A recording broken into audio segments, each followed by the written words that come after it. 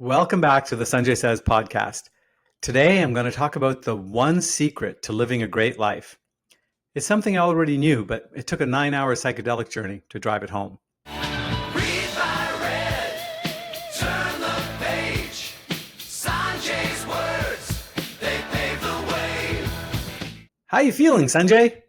I was asked this question the day after a marathon 9-hour psychedelic medicine session this past weekend. Other people had already answered, I feel energized, I feel content, I feel alive. My answer, I feel lost. I've been used to living my life according to where I am in relation to my plans, financial plans, relationship plans, physical fitness plans, plans for my writing, plans for my restaurants, plans for my investments, all these moving targets, all this calculated motion. It's exhausting. At the beginning of the retreat, one of the guides asked me what I wanted, and I said, I want peace. I want to be able to just sit and stare out a window and not worry about getting anything done. And what would that give you? He asked. I thought about it. I imagined sitting by a window and staring peacefully out at the scenery, and I began to cry. I realized that all that motion, all that activity, it wasn't coming from somewhere else. It wasn't being thrust upon me. It was coming from inside me. It was my own expectations that were taking away my peace. And at that moment, I remembered my intention for the retreat, focus on the experience. I wanted to remember to just be.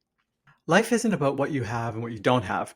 It's about the experience of having and the experience of letting go. Once you internalize that, where you are in the experience becomes a lot less important. Feel the sand under your feet, smile at the people around you. That's what's important. So after the psychedelic journey, when I said, I feel lost, I didn't mean I'd lost my way. I meant that I had the unfamiliar feeling of not being on my way. I didn't have expectations. Plans seemed ludicrous. A better word than lost would be untethered. Untethered from my endless plans and activities and emails and post-it notes. Why is being untethered such a positive experience? By setting a destination or a goal, you automatically define a point along a trajectory from where you are now to where you want to be. By definition, you must be unhappy since you want to be there, but instead you are here. I was visiting a friend's cottage last year and found myself the first person in the hot tub one evening. While everyone else was looking for towels, grabbing drinks, and spending an awful lot of time in the bathroom, I was agitated. I was ready for a hot tub party. Where the hell was everybody? Anxiety in a hot tub. Ridiculous. So I closed my eyes and sank into the moment. It was lovely. Despite how enticing the next moment might be, almost always, the current moment is just fine.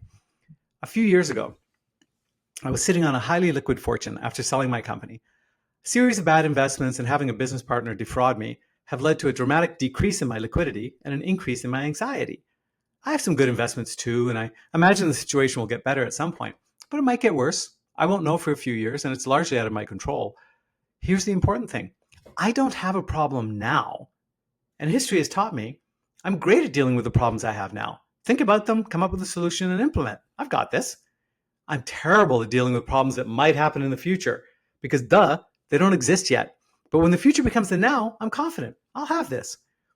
As a society, things that we worry about don't become actual problems. Acid rain, the disappearing ozone layer, nuclear war, AIDS, Y2K, these are all things that we used to worry about incessantly. And some are still concerns, nuclear war, but because we worried about them, we dealt with them. I'm not worried about AI robots enslaving humanity because we talk about that shit all day long. Same thing with global warming. Don't ignore it, but don't get yourself all worked up either. We've got this. Danger comes from things we don't see coming. The subprime mortgage crisis, a ship blocking the Suez Canal, COVID-19. The real dangers of the future are things that we're not talking about today, but we'll deal with them when they happen. Anxiety about problems that haven't happened yet is useless. You can't do anything now anyway. When problems do happen, you can take care of them then, and you'll be a different you when that time comes, with more and better knowledge and experience. For many years, I was focused on a destination, financial security and personal glory. All ego-driven, that was me. Along the way, I married a great woman and found myself with 3 amazing kids and a rewarding circle of close friends. That, along the way, turned out to be far more valuable than the destination points of money and glory. My whole life I've been anxious. Right now, I'd be focusing on when I'm going to finish writing this article and whether people are going to like it. Now I think about the cold Coke Zero I've got beside me and the feel of the keyboard under my fingers or the feel of the microphone in my hands. Because the one secret to living a great life is to be in the present moment. The present moment is about your life as it is right now. It's about the hill you're already standing on. It's about the thrill of breathing and the sound of your heart pumping.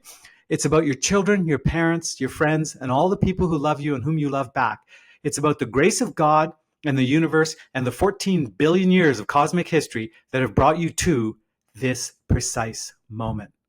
Live in it. Thanks for listening to this episode of Sanjay Says. Tune in next week for more stories about how I've messed up my life that'll help you mess up yours a little bit less. Remember, do as I say, not as I do. He's been there.